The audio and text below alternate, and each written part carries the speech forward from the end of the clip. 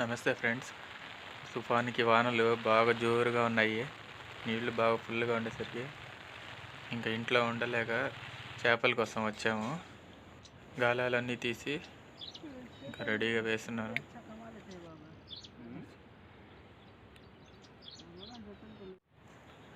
చాలాసేపు తర్వాత ఇప్పుడే ఒక చేప పడింది. జిలేబీ పిల్ల పడింది. చాలాసేపు పడకుండా ఉండేసరికి వేరే ప్లేస్కి మారుదాం అని చెప్పేసి అనుకుని వేరే దగ్గరికి వెళ్ళాము. అక్కడికి వెళ్ళిన తర్వాత మనకైతే ఒక జల్ల పడింది. చూడండి, ఇలాంటి కనుక ఒక 10 కనుక పడితే కూరకి సరిపోతాయి కరెక్ట్గా. కానీ చాలా జాగ్రత్తగా తీయాలి. ఇది తీసేటప్పుడు దీని ముళ్ళులు బాగా గుచ్చుకుంటాయి, అసలు రంగు ఉన్నట్టుగా ఉంటాయి. చూడండి అట్లా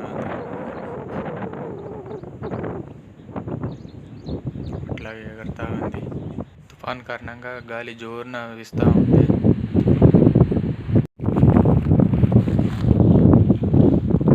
దీని గాలం తీసేటప్పుడు చాలా జాగ్రత్తగా తీయాలి. ఒకసారి కనుక తగిలిందంటే ఇంకా చూడండి, జాగ్రత్తగా తీయాలి.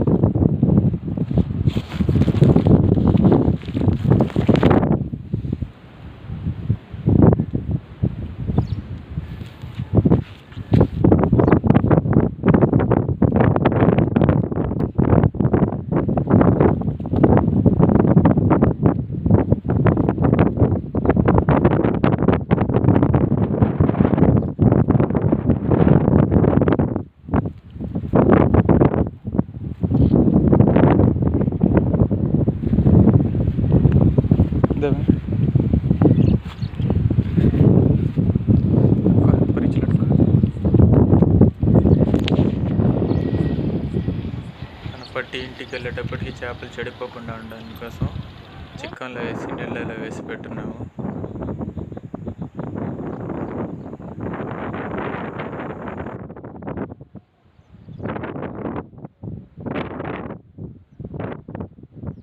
ఇంకెంతసేపటికి మళ్ళీ ఏం పడలేదు.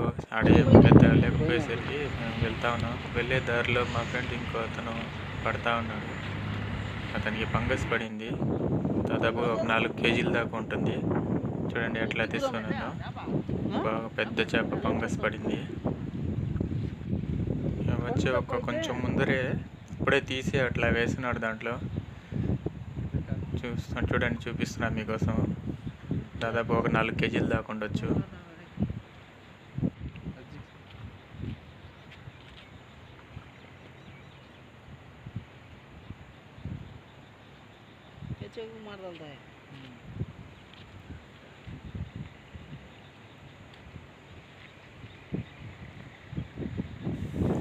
గుత్తి గలాలు పోయి వేసారు, పిండి పెట్టి వేసాడు.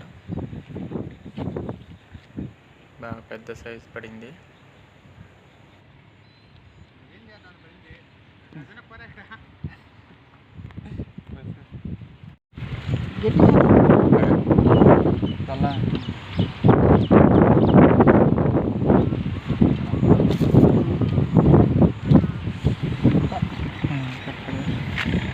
चार के ऊपर ही चाहिए।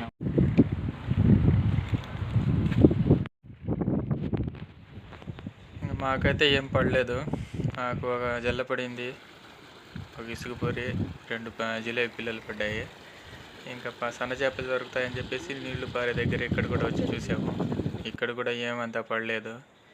ఇంకా ఈ రోజుకి అంతేలే అని చెప్పేసి వచ్చేసాము. ఈ ఒక్కళ్ళకి కూడా అసలు కూరకి సరిపోలేదు. చూద్దాం, ఈసారి నెక్స్ట్ టైం వచ్చినప్పుడన్నా బాగా మంచి పెద్ద చేపలు పడతాయేమో. మరిన్ని ఫిషింగ్ వీడియోస్ కోసం మా ఛానల్ని సబ్స్క్రైబ్ చేసుకోండి, లైక్ చేయండి, షేర్ చేయండి.